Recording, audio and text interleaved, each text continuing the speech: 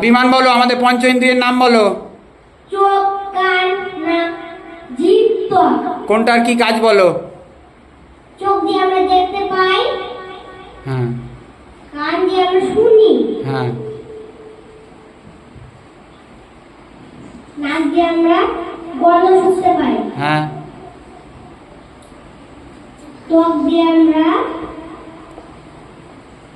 কিসে কামড়ালো বা যে কেউ ছুলো আমরা বুঝতে পারি। হ্যাঁ আর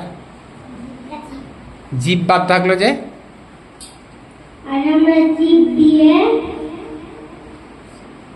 আমরা খাবার খেলাম, ওটা টেস্ট পাই। বাহ, সুন্দর, হাততালি দাও। হ্যাঁ, এবার পিপি উঠো, বলো পঞ্চ ইন্দ্রিয়ের নাম বলো। চোখ, কান, নাক, জিহ্বা, ত্বক। হ্যাঁ, কাজগুলো বলো, কোনটার কি কাজ?